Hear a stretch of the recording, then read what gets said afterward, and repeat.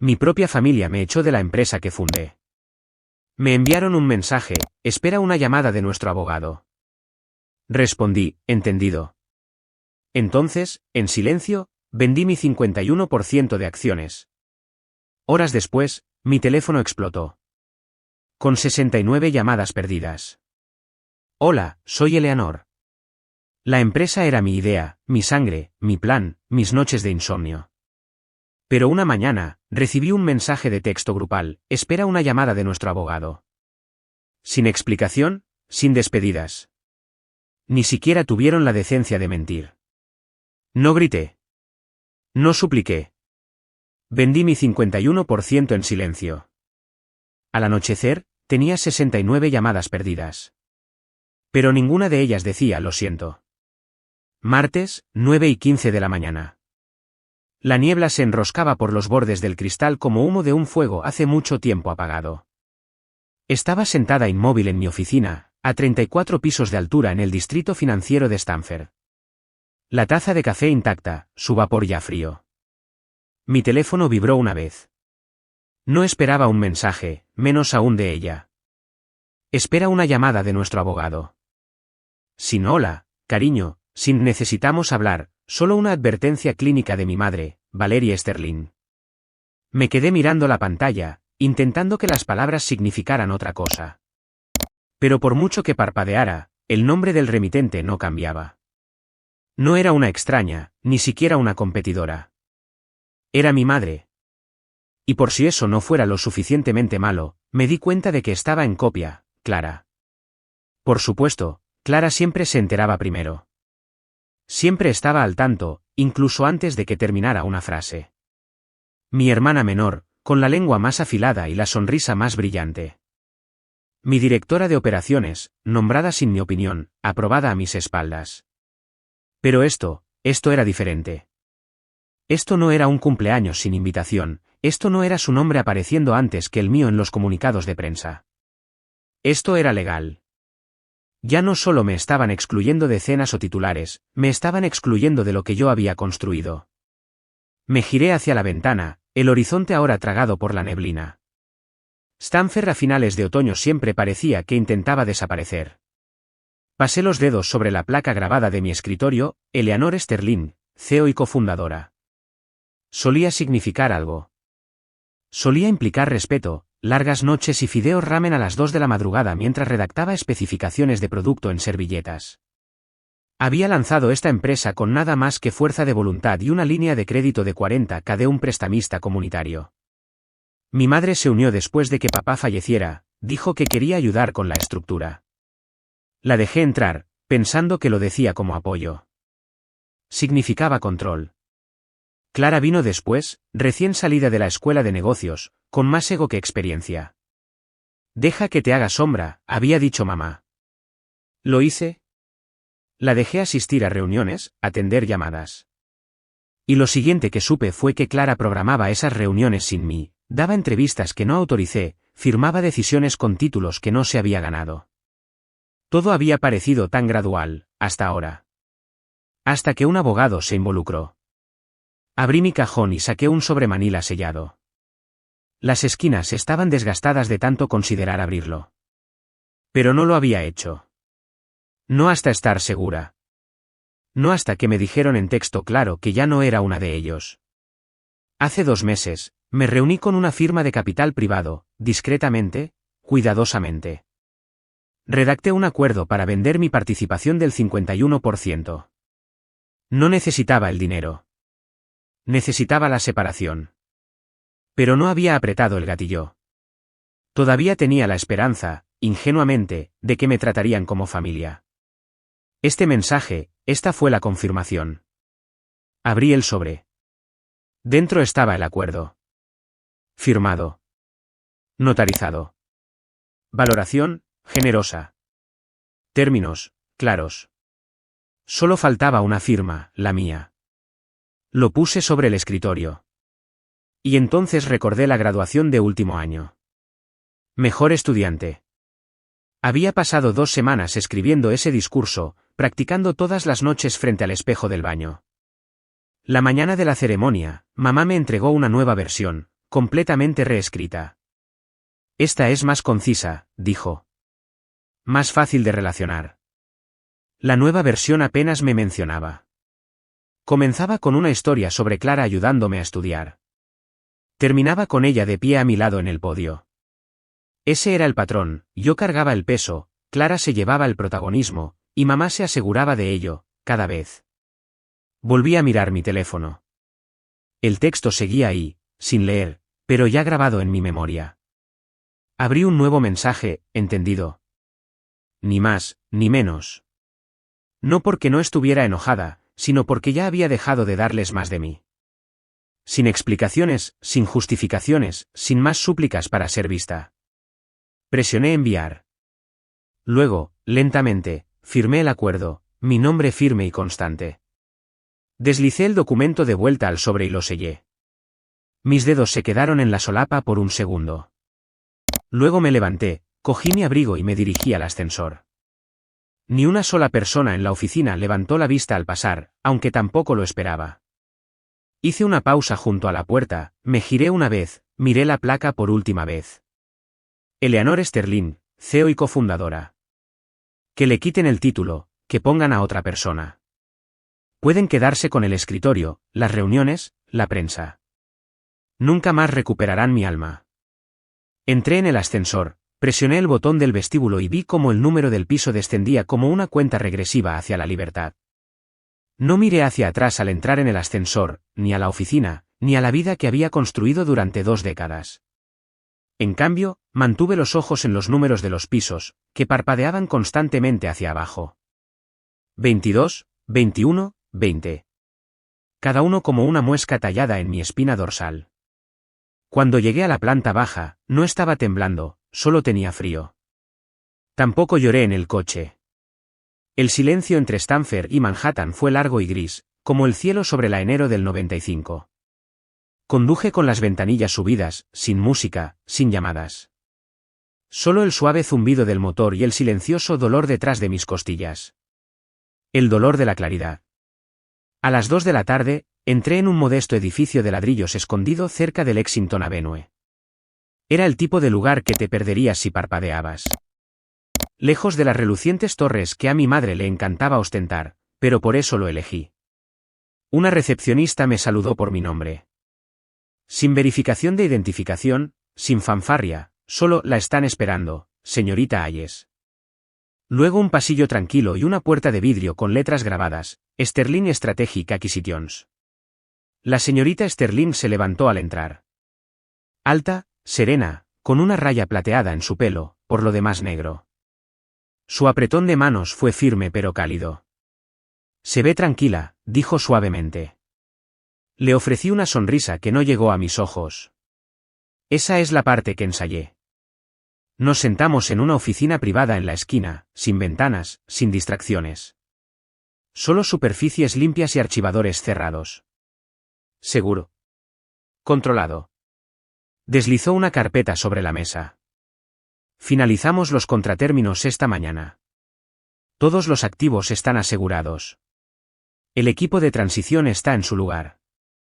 Estricto acuerdo de confidencialidad de nuestra parte. Sin fugas. Abrí mi bolso y saqué el sobre que había sellado esa mañana. Lo coloqué encima del suyo. 51%, dije. Participación fundacional. Control de voto. Transferencia a ejecutar al firmar. La señorita Sterling estudió mi rostro. Entiende que esto les caerá como un tren de carga. Asentí. Dirán que los tomó por sorpresa. Ellos me han tomado por sorpresa durante años, dije, con voz firme. Yo solo me quité del camino finalmente. Hizo un pequeño gesto de respeto con la cabeza. Por si sirve de algo, no estamos interesados en su empresa por su tecnología o sus ingresos. Estamos interesados en el impacto. La estructura que su familia construyó está podrida en el núcleo. Nos especializamos en reconstrucción. Esa palabra, reconstrucción, flotaba pesadamente en el aire. Un mes antes, Valerie me dijo, eres demasiado pasiva para liderar.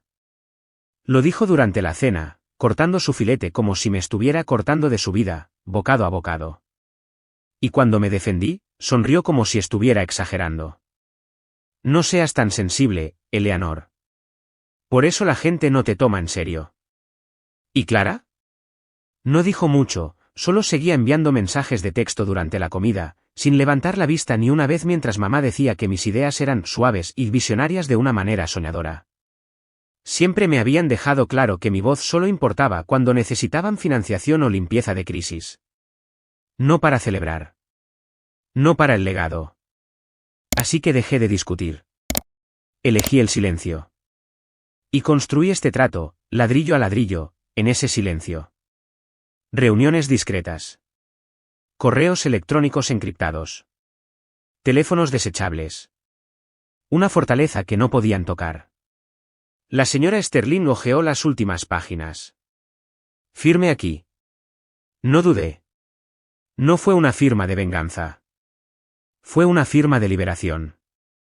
Cuando secó el último trazo de la pluma, levantó la vista. Su madre y su hermana van a perder la cabeza. Espero que así sea. Se recostó. ¿Y usted?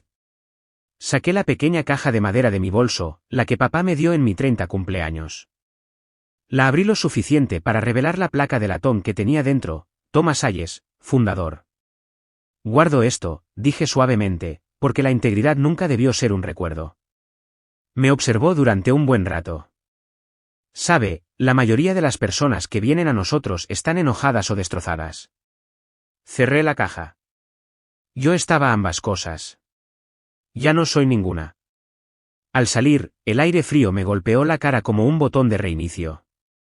Caminé hasta la esquina, pasando por el café donde papá solía llevarme después de las citas médicas. El mismo café que ahora tenía un cartel de pizarra que decía los cones de calabaza han vuelto a la temporada. No me detuve. Mi teléfono vibró alrededor de las 11:42 de la noche, justo cuando me estaba cepillando los dientes. Miré la pantalla. Valerie, llámame, por favor. Me quedé mirándolo. Luego volvió a vibrar. Clara, ¿qué hiciste? Luego otra vez. Y otra. Para cuando me metí en la cama, había contado 68 mensajes. No abrí ni uno solo. Cerré la puerta principal detrás de mí y puse el cerrojo. La luz del pasillo zumbaba suavemente mientras me quitaba los tacones, el peso del día finalmente se asentaba, pero sin romperme. Dejé mi bolso en la mesita auxiliar, exhalé por la nariz y caminé hacia la cocina a por agua. Para cuando busqué un vaso, mi teléfono, abandonado cerca del sofá, se iluminó al otro lado de la habitación. Llámame, por favor. Luego otro, y luego 67 más. No los revisé todos, no necesitaba hacerlo. Solo las vistas previas decían lo suficiente. Nombres alterados. Desesperación nocturna. El desmoronamiento de algo que nunca imaginaron que perderían. Me quedé de pie en la cocina, el frío mármol de la encimera firme bajo mis palmas. Mi apartamento en New Haven siempre se había sentido como un lugar aparte, su tranquila fachada de ladrillos, sus viejas vigas de madera, sus ventanas obstinadas. Lo compré con mi propio dinero, lo renové yo misma, y esta noche, se sentía como un refugio. La pantalla se iluminó de nuevo. Clara, seguida de un número desconocido, luego Valerie. No contesté. No necesitaba escuchar sus voces para saber cómo sonaban. La de Valerie sería cortante, medida, pero quebradiza. La de Clara se quebraría en algún punto entre el insulto y la súplica, ese tono que usaba cuando la pillaban mintiendo pero aún creía que podía cambiar la narrativa. Los mensajes seguían llegando. No lo hiciste de verdad, ¿verdad? Esto no es legal. Por favor, responde. Juro por Dios, si no lo haces después de todo lo que hicimos por ti.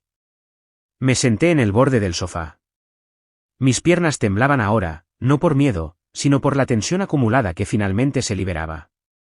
Dejé que mi teléfono vibrara contra el cojín y miré en su lugar el pequeño cuenco de cerámica sobre la mesa de centro, lleno de llaves de repuesto, un anillo de plata roto y un botón suelto del viejo abrigo de lana de papá.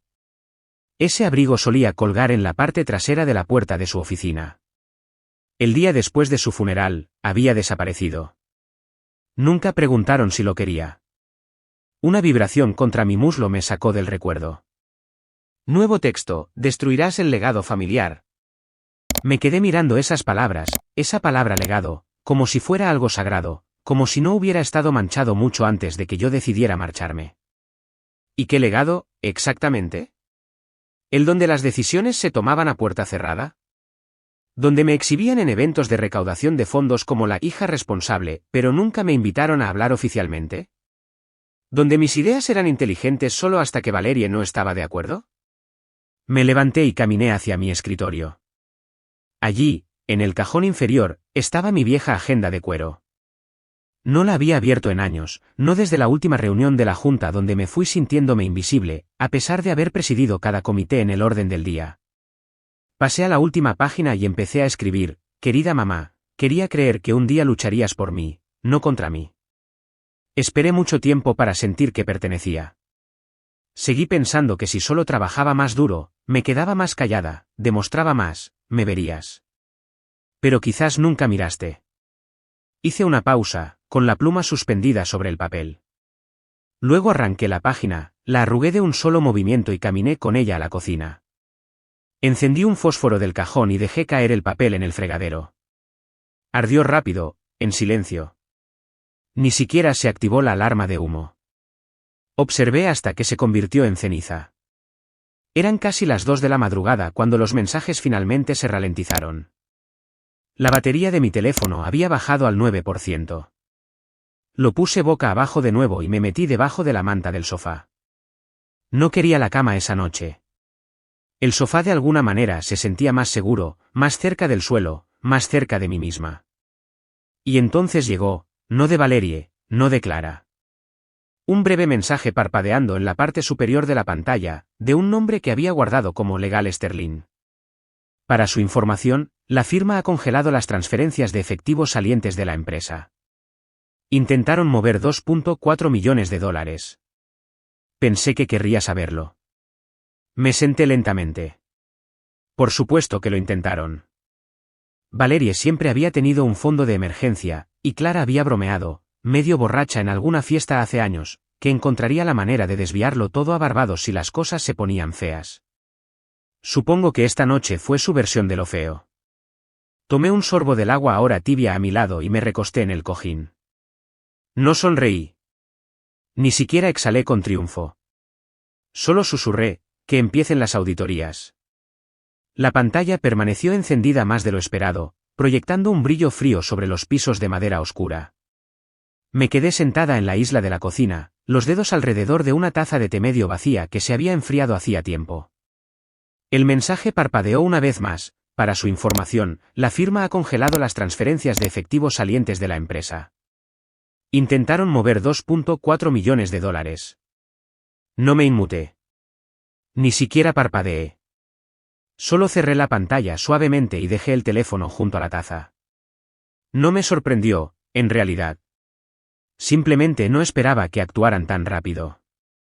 Cuando el sol se abrió paso a través de las cortinas transparentes de mi sala de estar, proyectando una raya dorada en el dorso de mi mano, ya estaba vestida y a mitad de mi segunda taza. Me había duchado, me había puesto mi traje gris pizarra, el que Clara una vez se burló por ser demasiado simple para una fundadora. Y ahora estaba sentada con las piernas cruzadas en el sofá, con el portátil abierto, esperando la llamada del equipo del comprador. A las 8:02 de la mañana, cargó la videollamada. Mi reflejo en la pequeña ventana cuadrada parecía estable, más estable de lo que me sentía. Buenos días, señorita Hayes, dijo Robert Donovan, jefe de adquisiciones. Detectamos una transacción marcada alrededor de la medianoche. Intento de transferencia a una cuenta fantasma registrada en Delaware. No necesitaba decir de quién era el nombre. Asentí una vez. Permítame adivinar, Clara. ¿Correcto? La LLC se llama Synergies Ventures, registrada hace 6 meses, sin operaciones públicas. La rastreamos hasta ella y una antigua asistente de la Junta. Por supuesto. Clara nunca tuvo paciencia para la sutileza. Siempre fue su manera, crear un lío primero, luego gestionar las relaciones públicas. Hemos pausado toda la actividad financiera a partir de esta mañana, continuó Robert. Nuestro equipo legal recomienda una auditoría completa. Memos internos muestran lo que parece ser una desviación constante de fondos etiquetados como honorarios de consultoría, aproximadamente $2.4 millones solo este año. Me recosté, con los brazos cruzados. La cifra no fue tan impactante como el momento. Sabían que me estaba marchando, sabían que la tinta aún no estaba seca, y aún así se apresuraron a tomar lo que podían, como ratas abandonando un barco que se hunde. Robert se aclaró la garganta. Queremos preguntarle si estaría dispuesta a quedarse, no como empleada, por supuesto, sino como testigo de la transición. Ayúdenos a asegurar que nada desaparezca. Lo pensé menos de un segundo. Lo haré bajo una condición. Nadie es despedido todavía. Quiero que todo esté documentado, cada factura, cada correo electrónico, cada susurro a puerta cerrada. Si he aprendido algo, es que la gente reescribe la historia cuando se siente acorralada. Robert asintió con un movimiento rápido y firme. Entendido. Procederemos discretamente. A las 10:15, el equipo de forenses digitales ya había comenzado a revisar los discos archivados. Yo no estaba en el lugar, pero mi bandeja de entrada estaba inundada de documentos escaneados, transacciones marcadas y mensajes internos. Uno se destacó, un memo de Valeria Clara, fechado hace 7 meses. Asunto, que esto quede en secreto. Eleanor no necesita el estrés. Mi mandíbula se tensó, pero no respondí. Lo reenvié al equipo legal del comprador y cerré la pestaña del correo electrónico.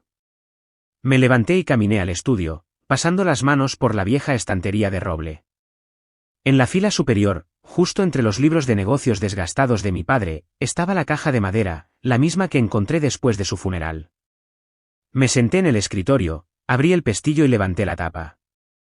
Dentro, debajo de algunas fotos amarillentas y la última libreta que usó, había un pequeño pendrive negro. Pegado a él, con su letra, por si olvidan quién construyó esto. Lo conecté al portátil. La unidad se abrió inmediatamente, sin cifrado. Solo una carpeta etiquetada como un libro mayor del fundador. Dentro, hojas de cálculo, registros financieros, recibos, fechas que se remontaban a 18 años. Y una carta escaneada, el borrador de su renuncia, fechado 2 semanas antes de su accidente cerebrovascular. En ella, escribió, Eleanor es la única razón por la que este barco sigue a flote. Cuando me vaya, protégela, o esta empresa se autodestruirá. No lloré, ni entonces, ni siquiera cuando la pantalla se emborronó ligeramente por la luz de la mañana que me daba en los ojos. Simplemente guardé todo en una nueva carpeta e hice una copia de seguridad 3 veces. Más tarde esa tarde, recibí una notificación formal de Robert. Era oficial.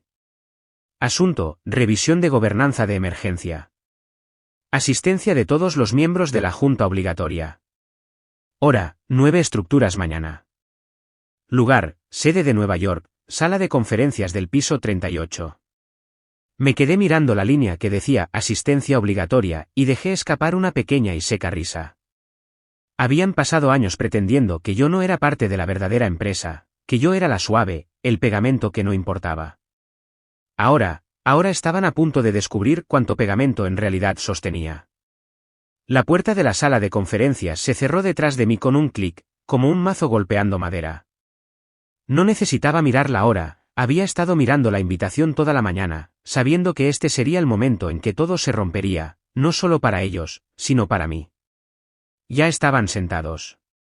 Valeria y Clara estaban sentadas una al lado de la otra, su abogado a unas pocas sillas de distancia, hojeando una carpeta lo suficientemente gruesa como para contener un año de excusas. Las uñas de Valeria golpeaban rítmicamente sobre la mesa de caoba pulida, su señal de nerviosismo. No la había visto nerviosa desde la Navidad que pensó que me había enterado de las bonificaciones extraviadas de la empresa. Varios miembros de la Junta apenas levantaron la vista cuando entré. Algunos asintieron cortésmente. Uno miraba fijamente su teléfono. Solía compartir café con estas personas, construirles presentaciones hasta tarde. Ahora era un fantasma en una habitación que ayudé a construir, invitada no como socia, sino como testigo. El equipo legal del comprador estaba tranquilamente de pie en la cabecera de la mesa. No perdieron tiempo. Empecemos, dijo el abogado principal, haciendo clic en el control remoto.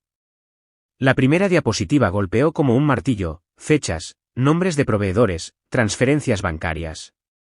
Una voz del equipo legal habló sobre la presentación de diapositivas, tranquila, controlada. Durante los últimos 14 meses, los fondos de la empresa han sido desviados a través de acuerdos de consultoría no autorizados, cada uno firmado por Valerie o Clara. Estos contratos estaban vinculados a 3 LLC separadas, todas rastreables a cuentas personales, tanto nacionales como en el extranjero. Mi estómago se revolvió al ver el nombre de mi padre utilizado en el encabezado de una empresa fantasma, Ayes Consulting Group. Se habría enfermado. Diapositiva tras diapositiva se desplegó, facturas de hotel marcadas como retiros de cumplimiento internacional, cuando en realidad Valerie se había tomado una semana en la Toscana. Clara había gastado miles en cenas de reclutamiento en spas de lujo. Y luego llegó el intento de transferencia de $2.4 millones, su último intento antes de que el comprador congelara todo. Nadie dijo una palabra. Sin jadeos. Solo el zumbido de las luces del techo y el clic de las diapositivas. El abogado principal dejó el control remoto. Habrá tiempo para declaraciones al final. Luego se giraron hacia mí. Señorita Ayes, ¿le gustaría hacer una declaración?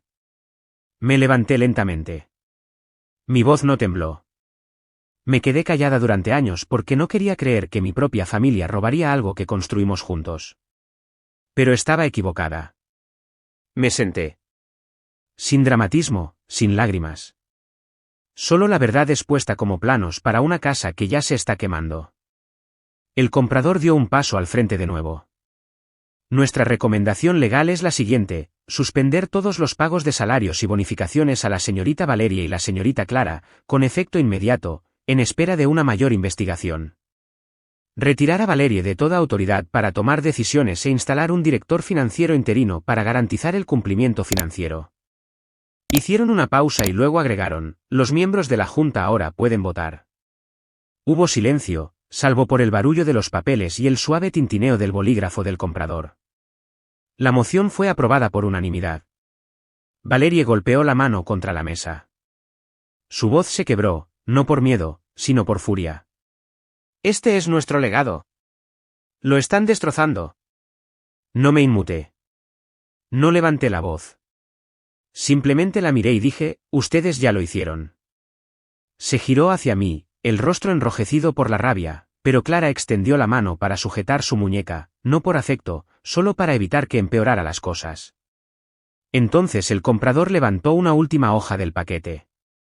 Hay un punto más, dijo, pasando un correo electrónico impreso por la mesa. Era de Valerie, asunto, próxima fase. Adjunto había un documento PDF con instrucciones de transferencia bancaria a una cuenta en el extranjero en las Bermudas. El tono del comprador nunca vaciló. Esta transferencia estaba fechada la mañana siguiente a que la señorita Valerie le enviara un mensaje a la señorita Ayes pidiendo la información de contacto del abogado. No hablé. No necesitaba hacerlo. Todas las caras en esa habitación se giraron hacia ella, y por primera vez, no tuvo nada que decir. La habitación estuvo en silencio un momento más de lo esperado. Nadie cogió su café. Nadie miró a Valerie. El comprador acababa de lanzar la línea como una piedra en un lago en calma. Esa transferencia estaba fechada la mañana después de que ella te enviara un mensaje sobre el abogado. Eso fue todo. El clavo final. Retiré mi silla y me levanté, agradeciendo a la Junta en voz baja antes de salir de la sala. Afuera, el aire estaba denso por la humedad de la tarde, del tipo que se pegaba a la piel y hacía que la ropa se sintiera demasiado ajustada. No fui directamente al estacionamiento. En cambio, caminé hacia el Hudson, necesitando distancia de esas paredes, del aire estéril de la traición. Mi teléfono volvió a vibrar. Otro correo electrónico del equipo legal del comprador. Asunto: correspondencia interna confidencial, Valerie. Lo abrí, esperando otra serie de recibos, tal vez un libro de contabilidad bancaria o una confirmación de transferencia. No fue eso. Era un correo electrónico de Valerie a alguien llamado Bernard Quell, aparentemente un asesor financiero con sede en las Islas Caimán.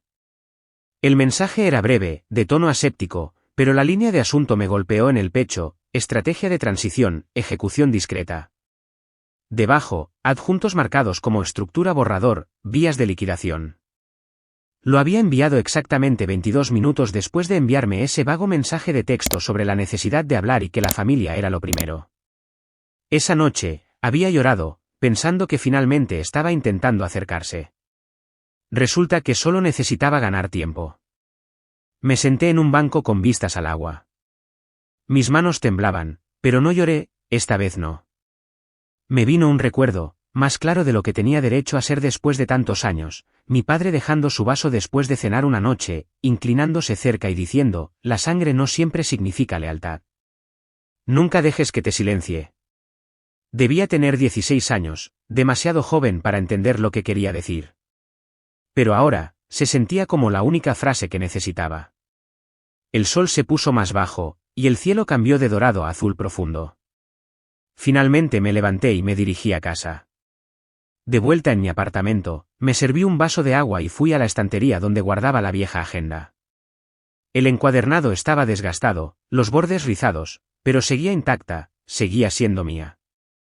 La abrí en una página de hace años, una página escrita a altas horas de la noche después de uno de nuestros primeros lanzamientos de productos. Había escrito, nos levantaremos juntos o no nos levantaremos. Me quedé mirando la frase, luego busqué un bolígrafo. Debajo, agregué, la supervivencia ya no es un esfuerzo de grupo. Y esta vez, lo subrayé. No había necesidad de quemar puentes. Los puentes ya no estaban. Pero lo que quedaba en las cenizas aún podría llevarme a un lugar nuevo. Esa noche, pedí comida para llevar, apenas la saboreé. El silencio en mi apartamento ya no se sentía hueco. Se sentía merecido. A la mañana siguiente, mi teléfono sonó justo cuando me estaba preparando. Reconocí el número al instante. Señor Jensen, pregunté, insegura. Eleanor, dijo calurosamente. Leí la pieza de la revista. Una gran tormenta por la que pasaste. Dejé escapar un suspiro que no me di cuenta de que había estado conteniendo. Ha sido una semana. Siempre le dije a la gente que eras el cerebro detrás de la marca. Todos los demás solo traían ruido. Tú mantuviste el motor funcionando. No todos creyeron eso. Bueno, yo sí. Y resulta que tengo algo de espacio.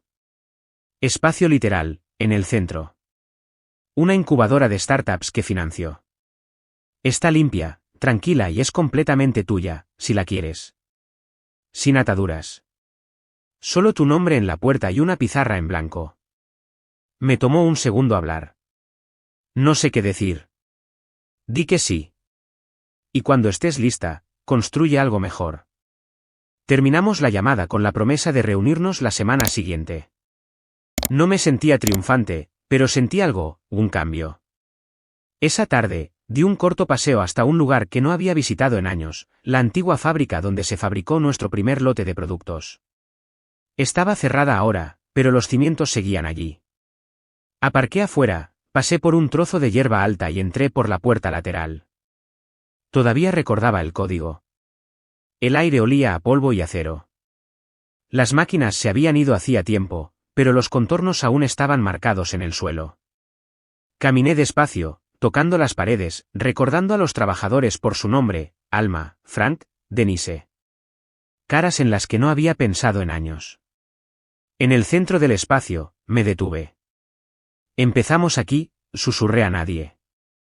Puedo empezar de nuevo. Justo entonces, mi teléfono volvió a sonar. Era mi abogada. Contesté, su voz clara y directa. Eleanor, han presentado una moción en un tribunal federal. El equipo de Valerie está intentando congelar tus activos personales. No me inmuté. Es una represalia, continuó, pero estamos listos. La llamada telefónica terminó con una promesa, pero del tipo que dejaba una presión sorda en el pecho en lugar de consuelo. Seguí sentada en la tranquilidad de la oficina de mi abogada, el sol de la mañana entrando por la ventana, golpeando el borde de la mesa de conferencias como una cuchilla. Minutos antes, él lo había dicho tan tranquilamente como alguien leyendo el tiempo, han presentado una moción para congelar tus activos personales. Es una represalia, pero estamos listos. No hablé, no de inmediato. Dejé que se asimilara. Luego me levanté. Revisemos el escrito. Él deslizó los papeles sobre la mesa sin dudar. Valeria y Clara alegan intención maliciosa. Afirman que tú programaste la venta para infligir daño reputacional. Dicen que querías que la empresa implosionara. Levanté una ceja, escaneando el documento. Su lenguaje era brutal. Palabras como sabotaje, desestabilizar y daño intencional me pintaban como una especie de villana que conspiraba detrás de cortinas de terciopelo. Lo están pintando como una guerra emocional, añadió, afirmando que tu salida no fue solo estratégica, sino que estaba destinada a herir. No les importó herirme cuando me quitaron mis derechos de voto, murmuré. O cuando me excluyeron de los documentos fundacionales. Asintió. Hemos preparado una respuesta completa, cronogramas, correos electrónicos, estados financieros. Lo hemos presentado todo. Tus acciones fueron medidas, documentadas. Son anteriores a sus acusaciones en meses. Al pasar al apéndice, me detuve en una captura de pantalla. Era el texto de Valeria a Clara, ella está fuera. No la quiero cerca de esto. Mi boca se curvó ligeramente, no en una sonrisa, algo más duro. A las 11 de la mañana, ya estábamos presentando nuestra contrarrespuesta. Nos sentamos frente a su equipo legal en la sala de deposiciones. A primera hora de la tarde, todo allí se sentía estéril, acero inoxidable, cuadros de agua, cuadernos de notas legales alineados como soldados. Y en el medio, Valerie, pulida pero rígida, con los ojos delineados con corrector cansado. Su abogado la incitó suavemente, por favor, responda la pregunta, señorita Sterling. La voz de Valerie vaciló al repetir la frase, se suponía que ya no debía ser parte de esto. No me inmuté. ¿Alguna vez la notificó formalmente sobre las votaciones de la Junta?, preguntó mi abogado. Una pausa. No, dijo. No había razón para hacerlo. Ella no habría apoyado la dirección que estábamos tomando. Entonces, la excluyó intencionadamente. Protegía a la empresa de la interferencia, espetó, y luego se dio cuenta, demasiado tarde. Los dedos del taquígrafo judicial no dejaron de moverse. Más tarde esa noche, en el pasillo fuera de la sala de conferencias, me crucé con Clara. Evitó mi mirada, pero la vi por un segundo, un destello de algo detrás de sus ojos, no culpa, no remordimiento, miedo. Seguí caminando.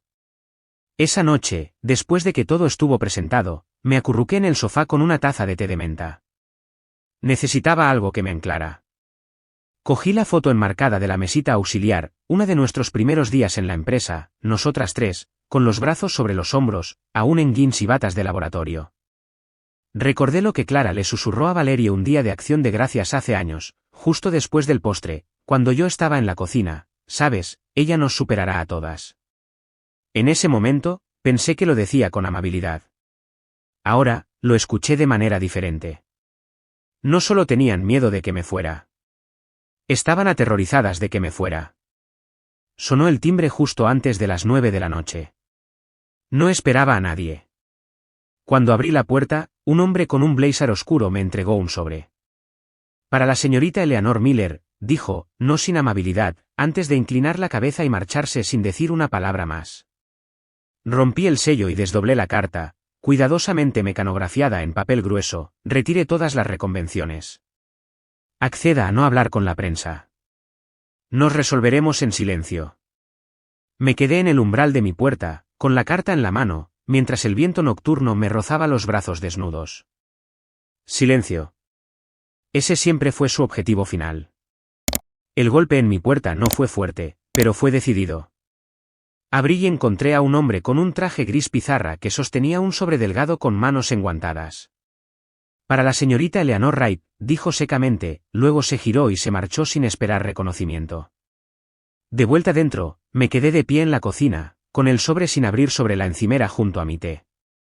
Ya sabía lo que era, y sin embargo no me moví de inmediato. Mis palmas descansaban sobre el mármol frío mientras miraba hacia abajo, pensando en lo rápido que la traición puede convertirse en burocracia. Cuando finalmente abrí la carta, mis sospechas se confirmaron. Una oferta formal de acuerdo. Estaba redactada cortésmente, incluso diplomáticamente, pero el tono subyacente era inconfundible, retire todas las reconvenciones. Acceda a no hablar con la prensa. Nos resolveremos en silencio. Esa era su versión de misericordia. Dinero para callar. Ni una palabra sobre la empresa, sobre la manipulación, o sobre lo que me habían hecho a puerta cerrada. Solo un generoso pago y un acuerdo de confidencialidad que parecía una orden de mordaza. A la mañana siguiente, me senté frente a mi abogada, Sara, en su oficina. No perdió el tiempo. No están interesados en resolver esto. Están interesados en borrarte. Su tono era uniforme, pero sus ojos eran penetrantes. Te quieren fuera, pero amordazada. ¿Callada? Invisible. Ese es el objetivo de este acuerdo de confidencialidad. Asentí lentamente, golpeando el papel con un dedo. ¿Qué tan generoso es generoso? Sara levantó una ceja. Lo suficiente para tentar a alguien que está cansado. No lo suficiente para recuperar tu nombre.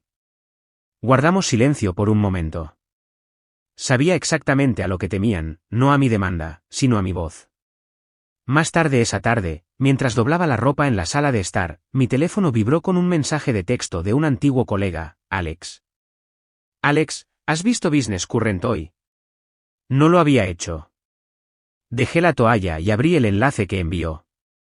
El titular me golpeó en la cara: Sociedad Fundadora vende participación en medio de rumores de agotamiento, comienza una era visionaria. No necesitaba leer el pie de autor para saber de dónde venía. El artículo estaba lleno de referencias vagas a fricciones internas y fatiga de liderazgo, con citas indirectas de informantes anónimos. Pero una destacó: Clara Sterling está lista para liderar con claridad e innovación, llenando el vacío dejado por una fundadora lista para descansar. ¿Descansar? Casi me reí. A eso le llamaban ahora exilio. Para cuando llegué al tercer párrafo, mis manos habían dejado de temblar. Ya no quedaba pánico, solo claridad. Esto era una guerra, y habían disparado primero, bajo una servilleta de seda. Esa noche, me reuní con Sara de nuevo. Nos sentamos en una sala tranquila de su oficina, el bullicio de la vida del fin de semana amortiguado por paredes gruesas y luces fluorescentes. No voy a firmar, dije llanamente, sosteniendo la carta entre nosotras como una bandera que me niego a izar. No tienen derecho a reescribir la historia y luego comprar el silencio de la única persona que la vivió. Sara asintió. Entonces respondemos. Alto. Para el lunes por la mañana, habíamos presentado una contrademanda pública: incumplimiento del deber fiduciario, destitución ilegal y difamación. No nos detuvimos ahí. A las 9 de la mañana en punto, mi carta abierta se publicó: cuando la familia te traiciona en las salas de juntas, no te escondes. Reconstruyes. Y presentas pruebas. La declaración se extendió más rápido de lo esperado. No era una estrella de los medios, pero era la constructora invisible de algo en lo que la gente creía. Eso importaba. Los hashtags vinieron después: almohadilla fundadoras silenciadas, almohadilla legado Sterling robado. Y con ellos, preguntas de periodistas, inversores y antiguos empleados. Mi bandeja de entrada se convirtió en un confesionario. A mitad de semana, apareció un mensaje anónimo de una dirección desechable: revisa la bandeja de entrada de tu abogada. Enterraron más que actas. Sara me llamó una hora después. No vas a creer esto. Alguien acaba de enviar correos electrónicos internos, con sello de tiempo, reenviados entre Clara y Valerie, instruyendo a los miembros de la Junta sobre cómo votarte 2 semanas antes de que se anunciara la votación. Las paredes que construyeron empezaban a agrietarse. El jueves, visité la oficina pública de la empresa en el centro. No estaba allí para montar un espectáculo. Solo necesitaba ver algo. Al pasar por el pasillo principal, vi la pared de fundadores. Una vez, hubo 4 retratos. Ahora, había 3. El mío se había ido. Me quedé frente al espacio en blanco por un largo momento, luego salí en silencio. De vuelta en casa esa noche, fui a mi estudio. Sobre el escritorio había una vieja foto en blanco y negro de mi padre y yo, tomada el día que firmamos nuestra primera patente de prototipo. Estábamos afuera en el frío, abrigados, ambos riendo con los ojos entrecerrados. La puse en un marco simple y la coloqué donde el sol de la mañana la pudiera iluminar. Ese es el único legado que me importa conservar, susurré. Ya no se trataba de venganza. Se trataba de la verdad. Llamaron de nuevo, esta vez de forma familiar. Sara entró con una mirada firme. Presionaron para que se desestimara, dijo, dejando su maletín. El juez lo negó. Vamos a juicio. No hablé de inmediato. Simplemente me quedé de pie, dejando que sus palabras se asentaran en la quietud de la habitación. Vamos a juicio. Asentí. Entonces, pongámonos a trabajar. 3 semanas pasaron demasiado rápido y demasiado lento. Entre deposiciones y sesiones de estrategia, apenas dormía. Sin embargo, de alguna manera, encontré paz en la preparación. Había algo sanador en que finalmente se me permitiera sacar todo a la luz, sin ser interrumpida, eliminada por escrito o excluida de la sala de juntas que ayudé a construir. La mañana de la audiencia, me vestí en silencio. Sin trajes de poder, sin elegancia calculada. Solo un vestido de lana azul marino, los gemelos de mi padre en las mangas, pequeños martillos de plata que había usado cuando inauguramos nuestro primer almacén. El juzgado de Stamford ya estaba bullicioso cuando llegamos. Las furgonetas de prensa bordeaban la calle. La seguridad nos acompañó por las entradas laterales. Dentro, cada fila de la galería estaba llena, empleados, antiguos amigos de la universidad, competidores y extraños que habían seguido cada titular. Valerie y Clara ya estaban sentadas cuando entré. Valerie me miró de reojo, luego apartó la mirada rápidamente. Clara miraba fijamente al frente, la mandíbula apretada como si estuviera mordiendo la corteza de un limón. Tomé asiento. Mi abogada se inclinó, susurrando, ¿segura de que quieres hablar primero? Asentí. No llegué hasta aquí para quedarme callada ahora. El juez nos hizo señas para que nos acercáramos. Me levanté. No vine aquí por venganza, comencé, firme y despacio. Vine aquí por la verdad. Y por cada mujer a la que alguna vez se le ha dicho que esté agradecida mientras la borran. La sala estaba inmóvil. Podía sentir mis manos temblar, pero mi voz se mantuvo firme. Durante los siguientes 2 días, lo presentamos todo, correos electrónicos que nunca me llegaron, decisiones estratégicas firmadas sin mi nombre, registros financieros que mostraban transferencias de activos que nunca aprobé. Un vídeo con marca de tiempo donde Clara daba órdenes a jefes de departamento sobre los que no tenía autoridad legal. En ese clip, incluso se rió, diciendo, no te preocupes, Eleanor está demasiado ocupada con sus pequeños proyectos de arte como para darse cuenta. Luego vino el testimonio. Una antigua becaria dio un paso al frente. Su voz era suave pero segura. Eleanor era la única que sabía mi nombre. Se quedaba tarde con nosotros durante la temporada de subvenciones. Valerie solo aparecía cuando había un fotógrafo. El juez se inclinó. ¿Cree que esta destitución fue legal? La chica dudó, luego dijo claramente, no, señor. No fue correcto. Para la tarde del tercer día, la tensión en la sala del tribunal había cambiado. La arrogancia se había resquebrajado.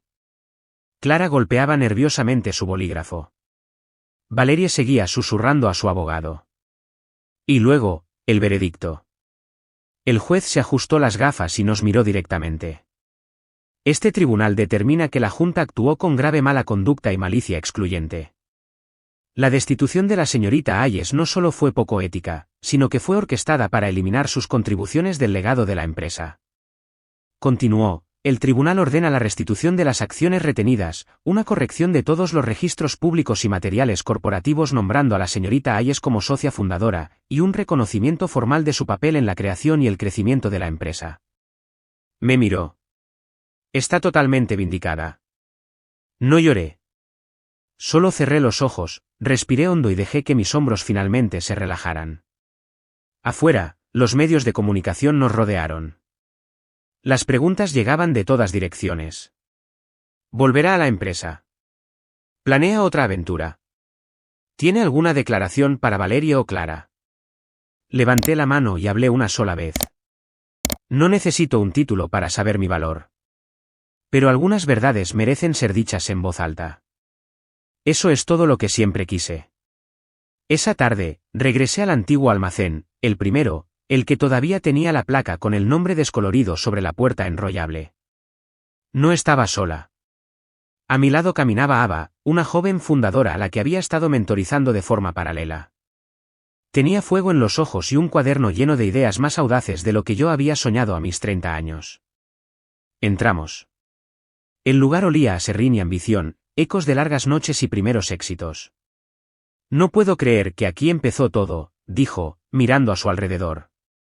Metí la mano en mi bolso y saqué un manojo de llaves, desgastadas y rayadas por años de uso.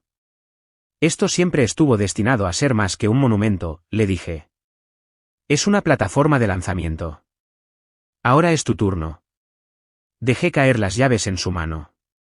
De vuelta en casa, me detuve frente a mi estantería y bajé una última foto, mi padre y yo, con los brazos alrededor, cubiertos de tierra y sudor de esa primera inspección del sitio. La coloqué junto a la sentencia de acuerdo enmarcada. Sin focos. Sin multitud. Solo silencio. Solo paz. Construí un imperio con personas que olvidaron cómo llegamos allí. Construiré el siguiente con personas que nunca olviden quién sostuvo el martillo primero. ¿Alguna vez te han borrado las mismas personas a las que ayudaste a ascender? Cuéntame tu historia en los comentarios. Leo a todos.